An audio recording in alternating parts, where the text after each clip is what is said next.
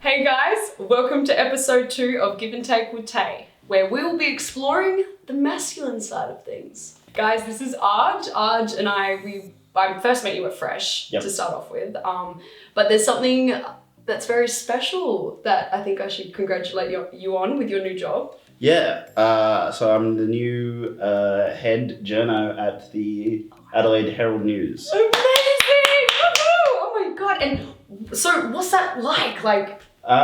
It's pretty fun. It's pretty good. It can be a little stressful at times because it's pretty much my fault if the paper doesn't come out. And there's two papers, so we cover the east and the hills. Amazing. Yeah, so that's incredible. Well, starting off episode 2, first of all, thank you so much for coming. Super excited to get into this. So, in regards to what your life was like growing up, could you talk a little bit about that? Yeah, so born and bred Australia, grew up in Sydney first half of the life, and then the second bit was down here in Adelaide. Yeah. I don't know, I think it was standard. It was, nothing kind of out of the norm there. Mum, dad, brother, was all pretty good. We started I started doing martial arts when I was a kid because I had really bad asthma. Yeah. And so they often push you towards swimming and martial arts and stuff because it forces you to learn how to breathe. So yeah, and then I don't know, nothing exciting. I don't know really where to go. No, that's okay. So speaking about your life, how did you end up in journalism? So it was one of those weird things. So a lot of brown folks are kind of pushed towards medicine and engineering and those fields, a lot of the STEM fields. But my parents were really cool, honestly. It's kind of outside the norm. And they were like, you've got to just find something that you're excited about. Yeah. Because dad's he once said to me, I don't give a crap if you're a garbo or you're this or you're that, but you've got to enjoy what you're going to do because you're going to be doing it for so many hours of the day. Yeah, such a nice dad. So, I looked around, especially around 17, 16, 18. That was an odd way of phrasing that, but yep. Yep. You started searching. Yeah, just thinking out what kind of things I like doing. And I really liked writing and talking to people and just going out, big old extrovert. So and I thought I could make small changes, small differences. I was very involved in politics when I was younger as well. Yeah. So I want to be a foreign correspondent. That's the dream. Oh, wow. Yeah. Big role. Yeah, because I you'd watch stuff and you'd be like, man, imagine what it would be like to have been there when the Berlin Wall fell down. Yeah. Those kind of moments in history. Yeah, no, definitely. Or even just traveling anywhere, really, just meeting all the different people from different cultures. That's the thing. Oh, it'd be wonderful. And I feel with journalism, there's a lot of power in the media. Shock. Wow. Nobody knew that was coming. There's a lot of power in the media, and I kind of feel it's important for us to, hold things and other power structures accountable for their bullcrap. No, you're absolutely correct with that, Arj. So, in regards to my next question, what do you know about the art of war? So it's one of my kind of favorite philosophical texts. So it's 13 chapters of the translation of this General Sun Tzu. Yeah. So he wrote this book and it's been translated into many different languages. Yeah. And it's kind of it was originally just intended for other generals and campaign leaders of war to sort of how you should pick the field of battle and things to keep in mind when you're doing that kind of stuff. But you can sort of extrapolate it to other parts of life and things like that. So I like to joke. Kind of like the 10 Commandments in a way, but not necessarily. Well, they're not hard and fast rules. So some things you can't take elsewhere, right? So one of his biggest tenets is, never attack from the low ground or never charge up the hill to someone who's standing on the high ground. Yeah. But the other phrases they say, I'm going to misquote it, but they say to act in haste is folly, but I've never seen delay that's been wise. Yeah. So I kind of look at that and I go, well, yeah, you need to contemplate, you need to think about what you want to do and all that kind of stuff. but you don't want to procrastinate. You don't want to just, keep putting things on the back burner. Yeah. You got to deal with it, but you got to deal with it in a way that's workable. Yeah. You want to take a look at it and just sort of go, like, these are the best options, and then pick that rather than you want to actively be working towards whatever goal it is. Yeah, not just kind of do, and then think later. It's kind of like the thinking first. Yeah. Yeah. Yeah, it's exactly that. So don't just, go off your snap reaction, and don't just sit there and try and, work it out 1,000 moves down the road. Yeah. Wow. What a way to live by. The Art of War. Very, very beautiful, I think. I think everyone should It's a strong recommendation. There's some really good quotes in there where you can look at it for a lot of things. So with it's relationships in your life. So one of his big things is, there needs to be clear communication between, your general to then your second in command, third, fourth, etc. Yeah. And if the person who you're dealing with doesn't know what's going on or how you're thinking, then chaos ensues and the morale drops and all that kind of stuff. And I look at that as, relationships. If you're not open and honest with your partner and where you're at and what you're feeling, then it's going to go to shit. Definitely. So it's kind of like chess in a way, but when you're reading there's these power roles where it's like the chief, second in command, all this kind of stuff. But when you're reading it, you could go, oh, this is my grandmother in my life, this is my mum in my life, or this is a sibling, and you can kind of resonate it with yourself and kind of work out what's the best way to solve what's going on. Yeah, exactly. Exactly. There's so many, and it's really hard to say which particular text and which part because I haven't memorized the book. But you can look at it from many aspects of your life. Whether it's professional, personal, self-improvement, whatever it happens to be. Yeah. There are a lot of things that you can sort of extrapolate from the text. Amazing. Well, moving forward, who was your biggest inspiration? I was really afraid that you're going to ask that question. Honestly, I would say Muhammad Ali for a number of reasons. Yeah. The biggest one, though, is that at the height of his career, when he was a prize fighter, he essentially told the US government to go sit on it. Because he was like, I'm not participating in your war. That's 100% true. Why would I want to go and fight for someone who's not going to stand up for my rights here back home? If I'm a second-class citizen here, how dare you ask me to? And he gave up his boxing career for that. And when he came back, he was older. He was slower. He really had to work to sort of, win his later fights. Yeah. And what was his, so I don't know too much about Muhammad Ali, but obviously whoever does, it's always connected to boxing, one of the greatest of all time. And during this, so growing up, how did you become fascinated with him? Did you watch a movie, or was there someone in your life that kind of introduced you to him, or? Oh, it was just one of those things. I read a lot as a kid. So it was actually kind of weird. So I have what's called dysgraphia, which is very similar to dyslexia. Yeah. So when I was in primary school, they were like, his vocab is very sophisticated verbally, but when he goes to put pen to paper or when he tries to read, he's, well behind. Yeah. And so Mum basically just sat me down one summer during the holidays and forced me to read. Read right now. I pretty much had to read 4 or 5 books a day. Yeah. And then I just fell in love with reading and I became really good at it. And so it's just one of those things. So he was just one of those figures that you read about. Yeah. And then again, as well, being involved in martial arts as a kid, you're like, oh, who are amazing fighters. You're like, it kind of goes hand in hand. You're like Bruce Lee, Jet Li, Jackie Chan, boxing, you're like Muhammad Ali, Fraser, Foreman, those kinds of figures. Yeah. And he was just one of them. Amazing. That's so cool. That's awesome. So do you believe every person should be able to learn self-defense? I think it's super important for everyone to know some basic self-defense.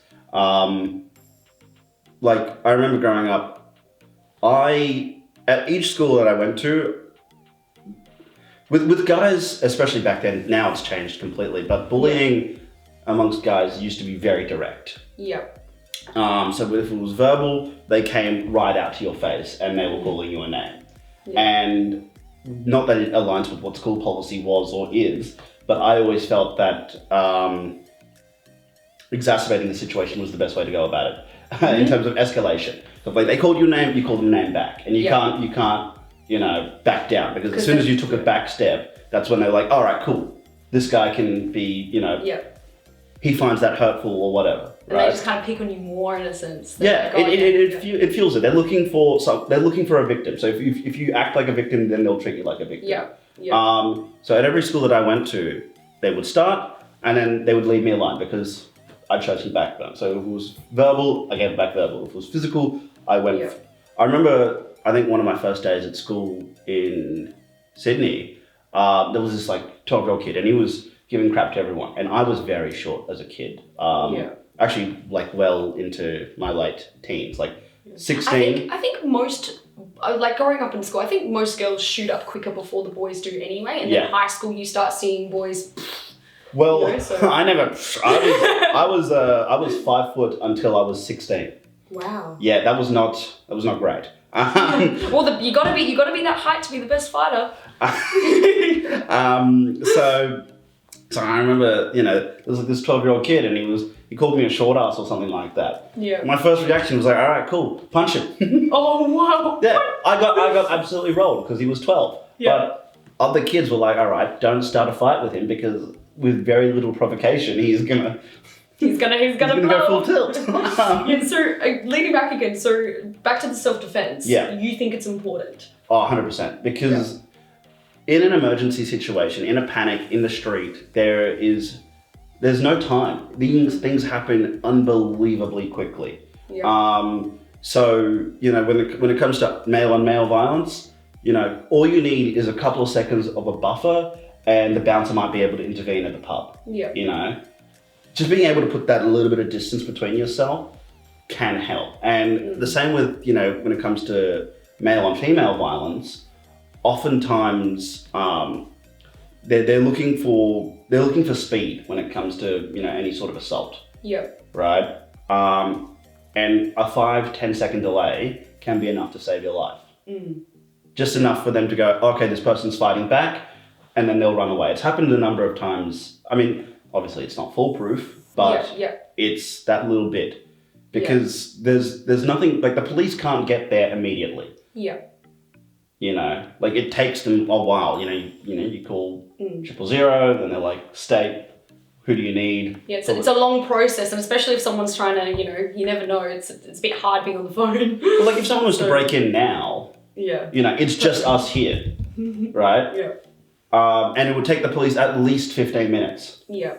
And a lot can happen in that time. Yeah. But if you can handle yourself to an extent. I'm not, you don't have to be, the next MMA. Enough. Yeah. Just enough. That might give you a chance to get away. Yeah. And then you can call the police and be like, this dude broke into my house. Yeah, no, definitely. So do you think this is something that should be, how do you think this should be introduced in schools more or less? Or do you think more kids should be able to have the opportunity to do martial arts? I think karate? martial arts, I don't believe in school programs, mostly because they have too many liability issues. Yeah. So if you look at all the self-defense programs that are done at schools or through universities where it's like a 1 day or a short course, they're very theoretical, but they're useless. Yeah. For you to be competent with martial arts, you need to train regularly. Yep. Because there's a misconception when we talk about the fight-flight response. There's actually 3. There's fight, flight, and freeze. Mm-hmm. And what's that mean? So when you get that massive surge of adrenaline in a dangerous situation, your body's hit with a shit ton of adrenaline. Mm-hmm. So your brain can either flight and you go hoof it out of there, fight, and you get more aggressive and it can help in a fight, or you'll freeze up because it's a sudden input of so much, It's just too much. So many chemicals that are hitting your brain, there's so much input visually and, all that stimuli, and you don't know what's going on, and you just go, Yep. And then that's it, that's done, right? So the first time it happens on the street, it's no good knowing all these, they grab me here, we pull down and we do that. Yeah. Unless you practice that regularly and it becomes a muscle response, unless it becomes muscle memory, it's not going to help. Yep. So, like when it comes to boxing, right, for example, my hands naturally sit in a correct guard position. Yeah. Right? Whereas the first time, you start sparring, you'll be halfway through the round and the coach is yelling, hey, stop dropping your hands. Oh, I can relate to that the first time I boxed. Yeah. It was last week, actually. It's pretty hard. It's insane. Yeah. Because there's so much going on. And a lot of core work. Yeah. No, boxing is full body. Boxing is full body. And if you ever wear one in the stomach, then you're like, thank God for the core work. Yes. But yeah, back to technique and... Yeah, so it's all muscle memory that you kind of need in that, especially that first little bit. Yeah. Because street fights, they're just messy. Yeah. They're unbelievably messy. Definitely. No, I completely agree. Having the beautiful Hindley Street and all the news reports on that every week. But yeah, well, awesome. So moving on from, do you believe everyone should learn self-defense? Focusing on masculinity, despite fighting for fun, do you believe men tend to fight more than women? Like, do you? Oh, without a doubt. Yeah. We're more aggressive generally. Part of that's testosterone. Part of that is just poor skills when it comes to conflict resolution. So yeah, we are more direct, and a punch in the face is pretty much as direct as you can get. Yes. When letting someone know you're not happy about what's going on. Yeah. I mean, I can't put it any simpler than that, really. Yeah, no, definitely. It's kind of a thing, and I think a lot of in terms of picking fights and having that distance that you mentioned before of, do I walk away? Do I enter this? That decision, that little moment of time. Do you think it's also a lot to do with a man's upbringing? Do you think that has a lot to do with it in terms of starting on someone, or? I think it can. I think a lot of aggression comes from a toxic masculine place, which is different from a masculine place, and I think a lot of people, especially when they go looking for a fight, it's that they haven't found healthy outlets for their aggression. Yeah. So they'll go out and they'll try and start a fight. Yeah. They're classic, what are you looking at? Yeah. There's no need. There's no need, right? But they're just having a bad day and they're going to take it out on some random. No, definitely. Because you see that a lot. You see a lot of people grab the term masculinity and they kind of they think that is just straight bad. They're like, oh, if you're too masculine, you're too aggressive. But in reality, it's kind of, I think it's more like, if you have, with power becomes great responsibility. There's a difference between being dangerous, but being dangerous with control, Yeah, no, without a doubt. I think it just comes down to self-discipline and control, which is why I like a lot of martial arts. Yeah. Because, especially before the sort of the Hollywoodization of martial arts, there was a lot of respect in it. Yeah. So with karate, with all that, you bow before you get in the ring, you bow when you square up against your opponent, you bow to the ref, and then you start. Yeah. And I get it because it puts bums in seats and it sells tickets, but the whole, back and forth, grudge matches, rivalries, all that kind of stuff. And it, again, that went back to Muhammad Ali's days as well, Yeah. where you're setting it up, him and Joe Fraser, going at it and slinging, all kinds of slurs and all that. It takes away a lot of for me, because for me, when it came to fighting competition-wise, you would go in, you respect the fighter, the fight starts, you want to kill the guy, the fight ends, you're like, mates. Done. If anything, it kind of creates a new little bond, doesn't it? Well, it does. I've made so many good friends by having them punch me in the face and vice versa. They are some of the best blokes you can meet. You're like, this dude is so chill. And it's the same thing when it comes to so I hang around a lot in the metal scene, right? And so when you're pitting, I've been knocked out, I've had a concussion, chop an elbow to the face or something like that. Yeah. And afterwards, he's the chillest dude. Just scrap it off. Now he's my best mate. Yeah. Punch me in the face, but he's my best mate. Oh, he's a lad. Absolute lad. I remember my first wall of death. I got knocked out. Oh, wow. And the guy picked me up and made sure I was all good, gave me an ice pack, and then the next day we just hung out. It's kind of like when you first ride a bike for the first time. in a way and you fall off and you scrape your knee and, you know, you wash it off and your grandma says you're going to be fine and then you just get back on again in a sense. But obviously, in a sense, you don't kind of, you know, some people might have traumatic experiences. Like, you know, we're all different at the end of the day. But yeah, it's very interesting to look at it that way, I think. Yeah, actually, that you with saying that actually brings me back to something we were talking about a little bit before. When it comes to training regularly, you need to get used to getting hurt. Because the first time you're, like, I think Tyson said it best, everyone's got a plan until they get punched in the face. Yeah. Right? And if you watch like a lot of amateur boxing, especially the first time they go in for a fight, there'll be a lot of circling. There'll be a lot of, right? Because you're in your head, you're like, I want to tag them and not get tagged. Whereas if you watch some of the more experienced fighters, they just kind of wade in and they're like, I might cop it, but I'm trusting my reflexes to be able to slip it or to catch it or to counter it or be able to, sometimes you just make the conscious decision of going, I'm going to wear this, but I'm going to make them pay for that particular shot. Yeah. So one guy who, he actually made me have to take some pretty expensive dental work. Yeah. So his technique, because he was so tall, is he would just wear whatever body shot and then he would just come in down over the top. Down over the top, Yeah. Wow, so you've got so much fighting experience. Moderate.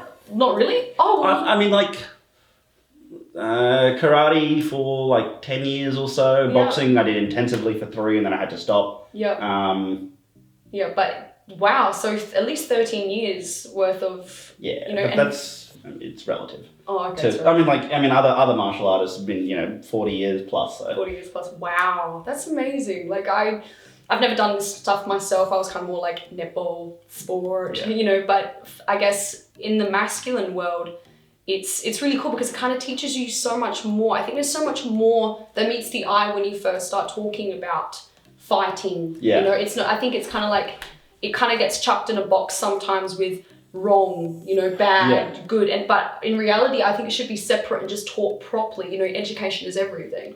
Right? I think again, it kind of just comes down to the schoolyard where it's a blanket ban. So a lot of horsing around when you're a kid is, you play fighting, right? Because it's good fun with your mates, you know. You're having a good time and then you tackle them to the ground, you toss them. Even to the point where now we don't allow tackling in, you know, footy and rugby for schoolyards. And I mean, I understand because they, you know, it was bloody gladiator matches pretty much. It was you just kind of replace any lack of skill with creating little mini Spartans everywhere. It was just like if you hit the guy harder, I don't need to worry so much on, you know, ball skills. Even the soccer matches kind of. Definitely, like in any sport, I've seen, even netball, like as small as netball. You know, when you're especially in defense and you're rushing up against, you know, we have to make sure our nails are short because girls scratch. Like, you know what I mean? Like, there's so many different reactions compared to men and women.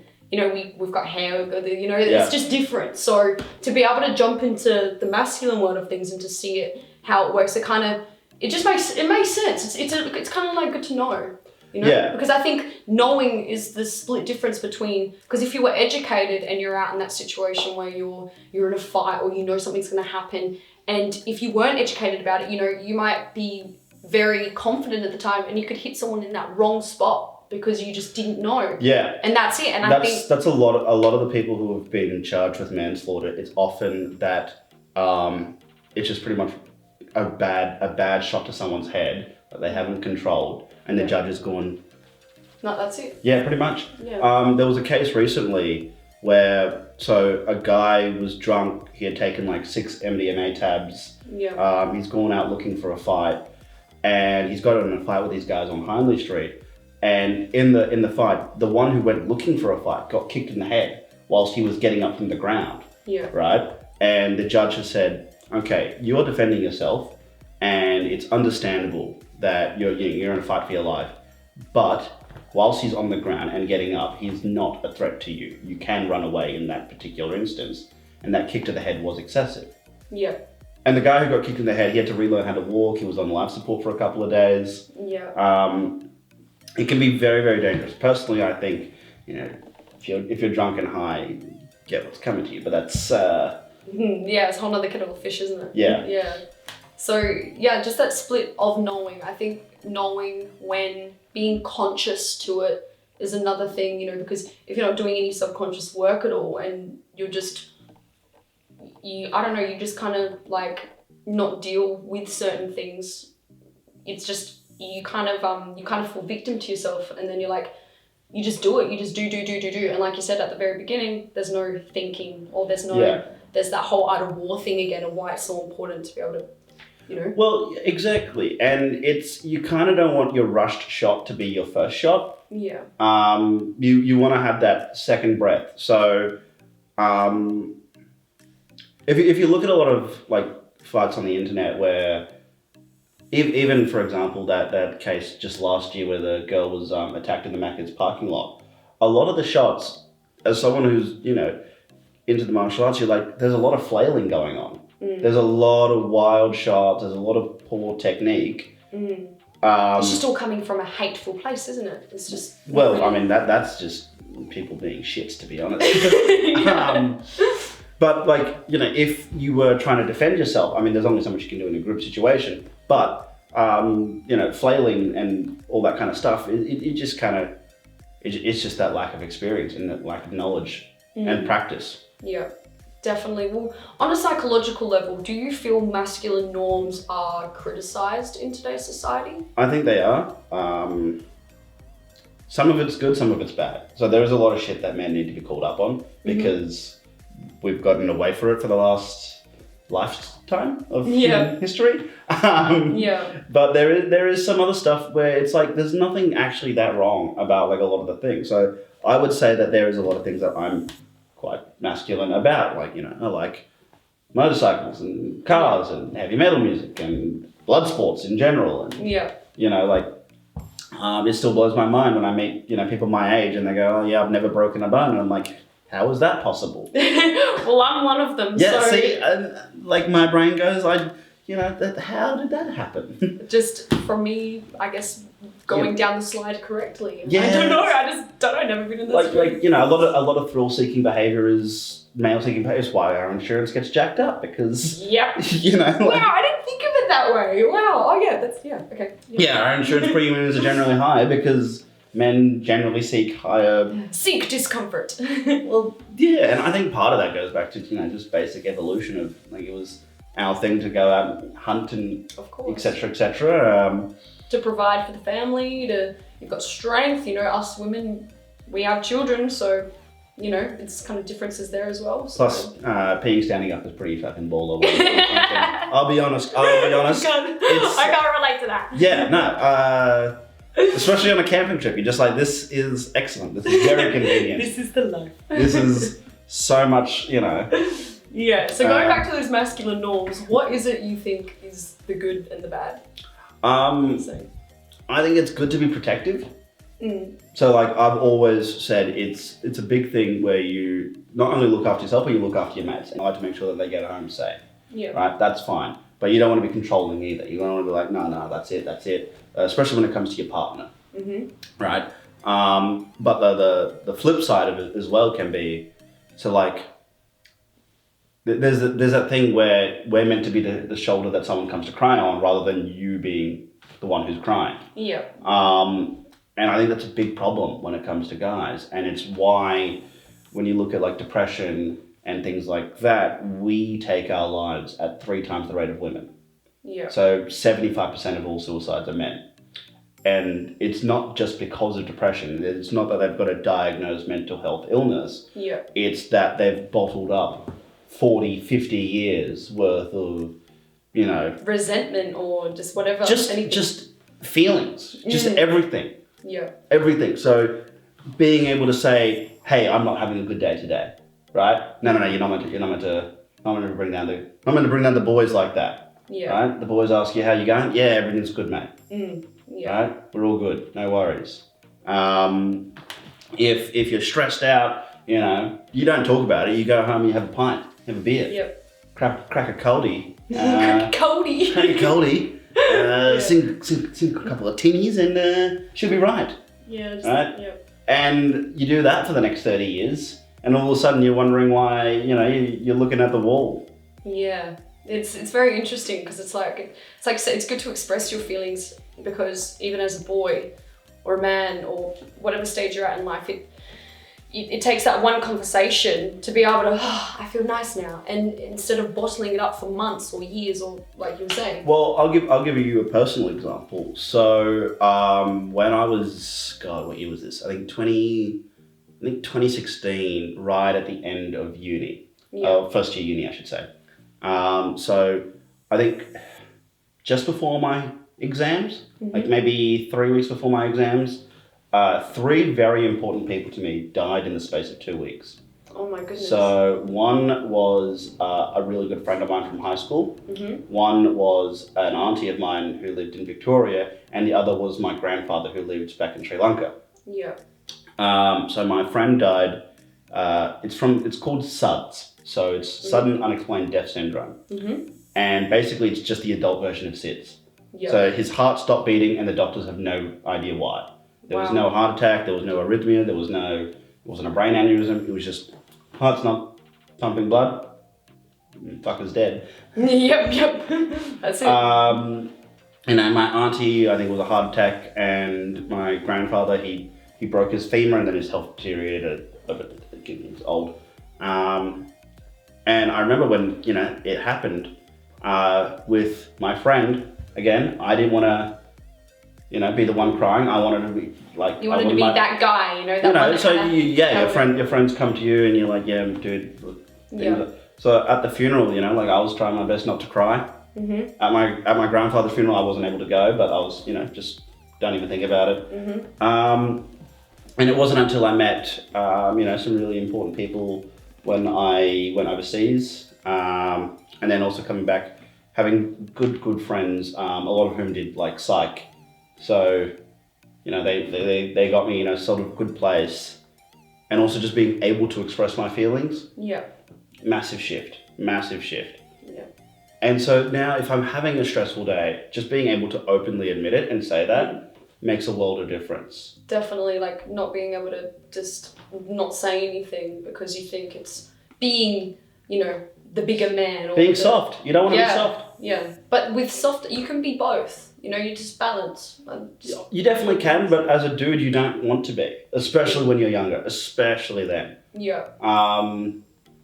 And I think that's why, because it starts there, and then you just carry it on. Yeah. So half the guys, so like as you can see, I'm dressed up very colourfully. Ready to ride. I've done a lot of charity rides and stuff like that in the motorcycling community, and the guys I've got the biggest response, or the people I've got the biggest response to, are often the big staunch blokes. Yeah. So the first time I rocked up at a motorcycle rally, it honestly looked like a Reclaim Australia party. That's it, guys, all in this together. No, I'm talking like proper like One Nation kind of vibes. And I felt very, very like sore thumb, like cool small bloke on a Japanese bike wearing a colourful vest. Yeah. In the Harley crowd. Yeah. Right. And so I was doing a story for a uni assignment in the journalism course, and at the time, like I was just, when I parked up the bike, I was like, all right, look, I meant to talk to some people, but I just got to work up the nerve, right? Which is not normal for me. So I was just milling around the car park, looking at people's bikes, and I just hear behind me, "Oi, mate!" And I'm like, "Fuck, this is how we get stabbed." And I turn around, and for me, it's a big dude. He's about 6 foot something. Yeah. Staunch, and half his face is covered in tats. Yeah. And he's like, "Nice fucking vest." And I'm like, that was aggressively wholesome. Well, that's beautiful. Yeah, and there was this dude, his name was Baz from an MC. Yeah. And so he was talking about, this recent case where a girl, she tried to take her own life because of severe bullying. Mm-hmm. So he was trying to start up a rally to sort of raise awareness about the issue of bullying. Yeah. And he was talking to me about a conversation he had with someone in a pub. And because they knew, he was in the biking community and all, they're like, "Oh, what are you going to do with the bully? You're going to, send them around and bash shit out of them." He's like, no. You need to sit down with these bullies and let them know about the long-term ramifications of what they do. Yeah. And I was like, what holy shit, to. Baz is woke. Baz has all the answers. Yeah. And was a very wholesome conversation, to be honest. He's a really nice guy, but it was just one of those things. And I think it's gotten a lot better over the years of people being able to say, hey, look, it's all right for guys to be emotional, to be emotive, to have feelings, because, you know, we all fucking have feelings. We're all humans, right? Another point in my life, so a good friend of mine, Sabrina, I'll shout out to her. So this was, I think, second or third year uni. And by that time I had gotten more used to being okay with having emotions. And there was this group called Batir that did a lot of work at our uni. So they are trying to smash the stigma around mental health. And one of their big things is promoting help-seeking behavior, especially amongst guys. So if you're having a hard time, go to your GP, go to your friends, go see a counsellor. And I was having a hard time. Yep. And even though I had spoken about that message, I had never taken it into practice myself. And she literally just one day was like, what if you just go see one of the uni counsellors, right? They're free, you know, it might help. So I booked an appointment, and when I went there, the counsellor was like, all right, so, you know, why have you come see me? I'm like, look, I'm feeling really stressed. I feel like I have a lot on. Yeah. And all she did was ask, well, what have you got on? Right? And I'm like, well, I'm doing a double degree and a diploma at the same time. I'm working 3 jobs, and my girlfriend is in Romania for a year. Right? So I was trying to maintain a long distance relationship over international timelines. Holy moly. Yeah, that's pretty much what she said. She was like, that is a lot. That is a lot. That is a lot. And it felt so good for someone just to say that. Yeah. I was like, oh wow, I feel so much better having someone validate that it's okay for me to be this stressed. And she was like, one of the things you can do is just take 5 minutes in a day to actively be present in that moment and not think about anything else. Kind of like a form of meditation in a sense. That is honestly the biggest and the best piece of advice I've ever received. There's a lot you can do for your mental health. Yeah. I'm a big advocate of support network, so friends, family, your GP, and, you know, other mental health professionals. Physical activity, for me, it's one of the biggest ways I, you know, get rid of my stress. I go to the gym, I go rock climbing, I'll do something dangerous and stupid. Yep, getting those hormones up and running in a nice healthy activity. You know, you stand in endorphins. It hits the brain and it's like, excellent. Yeah. And the final thing is I try and find 5 minutes a day to be actively happy, right? So I could have had a dog awful day at work. Like my job at the moment at the paper is quite stressful at times, right? Yeah, I can imagine. Because if the paper doesn't come out, again, it's my ass, right? So there's a lot. You get home, 5 minutes, right? It can be whatever. It could be watching Netflix. It could be reading a book. It could be having a bath, or whatever happens to be your personal thing. And for each person, it's different. But it's to be actively and try to be happy in that moment. Just do it. So it's not just put on something on Netflix and not think. It's I'm going to enjoy the shit out of watching Brooklyn Nine-Nine. Such a good show. Right? Season 7 just slapped in Australia, and I was like, yes! Yes, this is it. This is Get in me. So recently I went somewhat big on TikTok unintentionally because, well, often when I'm just at the lights, I'll dance along to whatever tunes I've got going because, again, it's time that I have nothing else to do but just sit in traffic. Yeah. Right? So why not enjoy yourself? Yeah, just muzz out to whatever tune happens to be on the day. And my playlist is just wild. It goes from, you know, Polaris to Courtney Barnett. So, that's heavy metal to, like, folk. What a change. Well, speaking of a swift change, how do you best deal with negative situations? Is that one of them? Yeah. Like that's honestly it. It's taking, so, you know, if I'm out on the bike and someone cuts me off, yeah, you can get mad, you can go want to smash the mirror, whatever. But it's much better if you just go, shit happens, let it go, and just kind of go, in the scheme of things, you know, if it's you know, work stress, if it's whatever, you taking that 5 minute pause, again, not going right off that first initial, you know, not that first, you know, take flight kind of thing. Not that impulse, right? Because your first instinct, like your reactionary, is probably not the best thing. right? You don't want to overthink it, but you don't want to just go but you don't right just off. want to go on it. You kind of want that middle of both. Yeah. But just, yeah. Just like take a breath, literally take a breath and go, all right, now what? Now what? Well, now what? What is your daily routine? It depends on the day. Normally I like to try and do a morning workout, but it depends on how bad my insomnia has been that particular day. Yeah. So sometimes if I haven't slept that night, you know what? I'm like, I don't feel like going for a run or whatever. Yep. And then now it's 9 to 5ing most. Now it's 9 to 5ing. Yes. Yeah, but that's I mean, you know, breakfast, lunch, dinner. That's the thing. Don't skip meals. I've done that too many a time. We'll be like, we'll work through lunch. Oh, and then, when you're waking up for fresh at 5:30 a.m, it's kind of like, you know, it's nice. It's easy to miss breakfast. Well, I also don't often eat breakfast. I really should. Okay. Especially post-workout, you're meant to, but I've just never been around it a lot. Like for me, like I have the liquid diet of coffee. Yeah. Coffee and go. Yeah, pretty much. Yep. I'm just like, having brain juice. It's just like... Ew. Arj, I've just got a cool question. I reckon it's a cool one. In what way do you see the art of war being used today? I think mostly business. I think business is how you should, like, so if you're going to start up your own thing, you got to understand what is the layout of the field that I'm going to be working in, right? You got to know the lay of the land. You kind of want to, that's basically it. Like you want to know who are my competitors and what else is in the field. And knowledge is everything when it comes to that kind of stuff. So you want to know what are they doing and how can I be different? How can I be dynamic in this particular field? So whether it's journalism, whether it's owning a cafe, whatever it is, you need to be different from everybody else. Because otherwise you're dead in the water pretty much. Unless like you're a major corporation and you've already got that jump start, it's completely different from your own startup.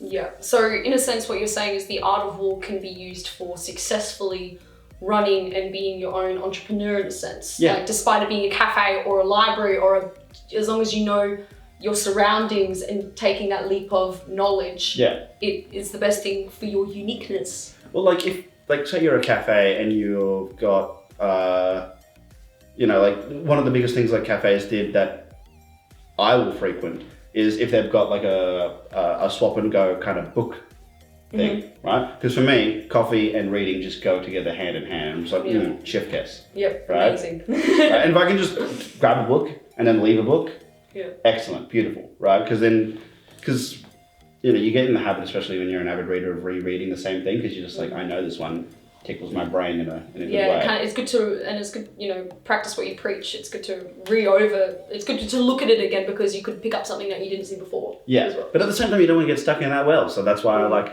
okay, cool, I've read this like 18 times. I'll leave this here and I'll just kind of randomly grab a title. So what I'm getting here is a sense of boundaries from you. Boundaries in everything. Having boundaries from as small as a life routine or to kickboxing, boxing, or to having a set of boundaries goes hand in hand with happiness. I think so. I think we're going to go with Sun Tzu. He who knows himself and knows his enemy is guaranteed 100 victories in 100 battles. Yeah. It's just that pretty much. It's you've got to have like, all right, this is what I want and this is how I'm going to do it. Yeah. Wonderful. Well, as being a part of the media sphere, do you believe some news outlets contribute to social mobility? Define social mobility. So kind of, let's just say, the whole stigma around masculinity and, having certain social movements of, let's just say if it's not more or less like a women's day or a man's day, but kind of when the media portray this is bad and everyone, kind of like what you said before in terms of the social comments on the Facebook. Yeah. But the media sphere, do you think the media sphere contributes to a lot of that? Oh, without a doubt. Like media has a massive influence to play both positively and negatively when it comes to social change. So if you look at the acceptance of, say like the LGBTQI community, right? Growing up, like, you were like, no, you don't want to be, like, being called gay was the worst thing for a dude to call another dude almost. Like, I'd much rather he call me a dickhead than for him to call me gay. Yeah. Because to be gay was the worst thing you could possibly be. Yeah. Right? Whereas now, you're like, there's nothing wrong. Yeah. Right? Each person is their own person. Who gives a shit? Right? Well, you know, it's whatever. Yep. Yeah. Right? Whatever. I've recently started skateboarding, and all of a sudden I'm like, oh, skinny white hair, skinny white boys with long hair. Hello. Did you happen to play bass? Did you ever play bass? Bass drop. But I'm very straight, but at the same time you're just like, hey, Sean.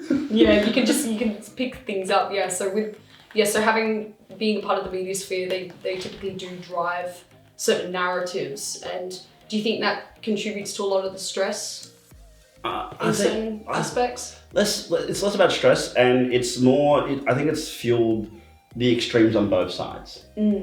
Right. So because, like, if you look at like the big Jordan B. Peterson, Ben Shapiro movements, that was just fueled because of wanting to be outside of what the mainstream was saying you were meant to be. Yeah. Right? So like even myself, especially when you're about 18, you're like, yeah, this guy's talking a lot of sense. You know? Fuck all these guys were telling me that I'm not meant to be this way and yeah. Yeah. You know?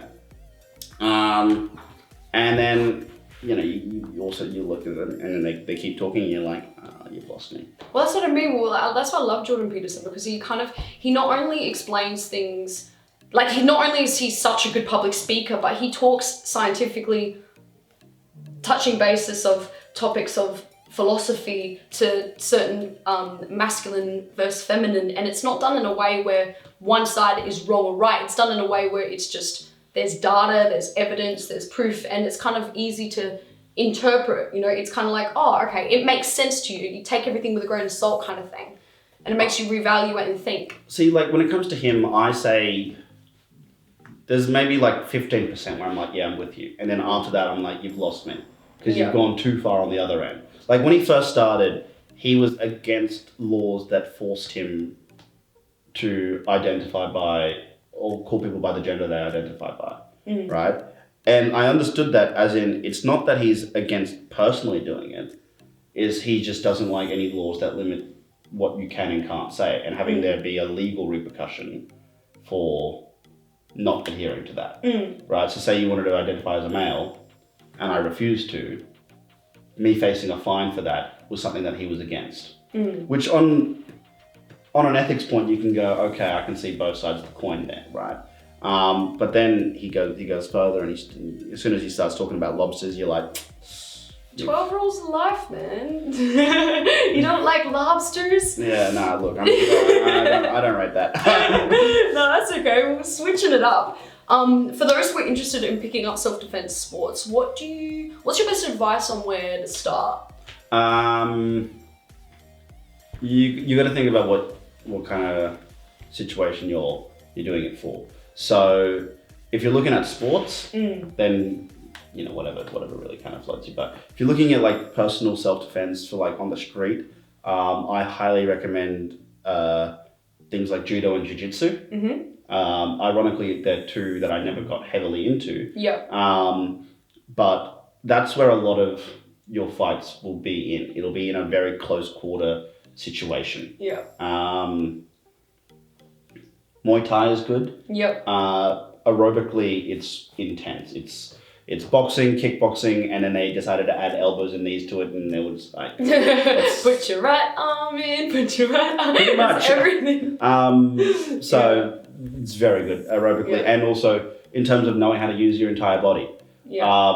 And I rate it, especially when it comes to things like using your elbows and your knees, because in a street fight, you don't have hand wraps and gloves. Yeah. So a lot of people, if I was to punch someone in the face, I have a decent chance of breaking my knuckles. Yeah. I mean, I've conditioned my knuckles by doing it's a process where you create microfractures in the knuckles, and then calcium goes to the side and it makes the bones denser. Yeah. But in general, like if you throw an elbow in someone's face, it's much safer for you.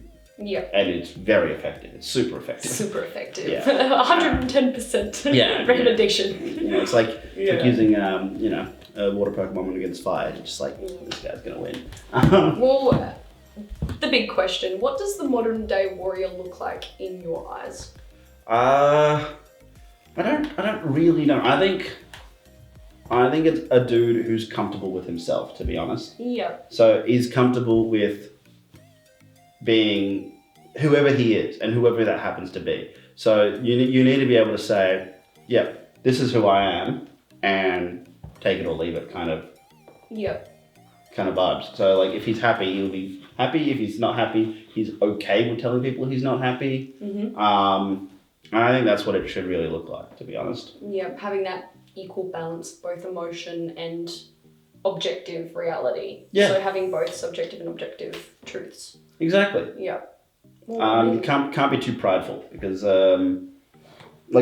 pride is good in moderation, but excessive pride leads to excessive shame. Getting into Star Wars here, I reckon. Are we? Are we? Get that, the Force, getting I think that's very important. I think definitely having a scope of both emotion and not, because at the end of the day, it's like you want to get to that end goal. You want to sit down and be as open as possible, because without that openness. Yeah, you want someone who can banter away with and doesn't take life too seriously. At the same time, you can have a deep and meaningful with them. Yeah, and the ego doesn't take too much control of that, especially on the masculine side of things. Yeah, you don't want to be the mansplainer dude, because that dude at the party is just like, shut the fuck up. Oh, it's that guy again. Yeah, no, legit.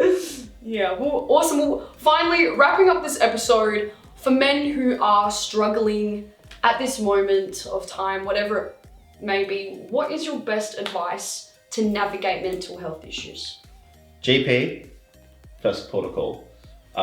They can set you up with a mental health plan. In Australia, they can set you up with a mental health plan, get you in touch with, psychologists, psychiatrists, etc. Yeah. Hitting on Beyond Blue, Headspace, Lifeline. In Adelaide, there's a program called LETS, which is Lived Experience Telephone Support Service. Oh, yeah. There's a whole bunch of services out there. I've personally used Beyond Blue a couple of times when things were very stressful, not because I was going through something, but because another person, a friend of mine, was going through some stuff. And I wanted advice on how I should deal with that situation, and how I can help them. Because one thing that you learn when it comes to mental health, and with anything really, is you can't get yourself too committed in somebody else's, because you got to also take care of yourself. It's the classic, don't dive in if you see someone drowning. Yeah. Because they can bring you under. Yeah. You don't want to set yourself on fire to keep someone else warm. Yeah. So that's why services like that are good. They've got that professional distance. At the same time, good support network, good friends, being able to, call up a mate and be like, hey, I'm not having a good time. Yeah. Or being that mate and say, hey dude, look, I've noticed that over the past few weeks, you've said some things, they've kind of raised a few issues. I just wanted to check in with you. Yeah. So for example, I was once at a party and I saw a friend of mine and he had some, what looked like fresh scars on his arm. I knew he had self-harmed in the past, and these looked fresh. Yeah. So not at the party, right? A couple of days later, I just shoot him a message like, look, just want to check in, what's going on? Ironically, they were the same scars, but it was just his dermatitis that flared up. Oh, okay. So it just made it look a little bit more red. Yeah. But he's like, it meant a lot. You checked in, you asked to, You jumped on an opportunity to help. Yeah. And nothing's wrong with that. And sometimes it's like I said before, when I was feeling stressed and someone just validated. Yeah. You don't need to solve their problems, but you just got to listen to it. Yeah. So those are the things. GP, Headspace, and other support services like that. Yeah. Good friends. And know yourself and know your enemy. Yes. Amazing. Well, thank you so much, Arj. This has been such a journey through masculine versus emotions versus lobsters. Watch out for lobsters. I don't trust any animal that doesn't have a spine. Well, thank you so much for coming on the show. Well, that's it. I reckon it's time to wrap it up. Done. Anything else you have to say? No, that's about it. Cool. Stay tubular. Yeah, peace out, guys.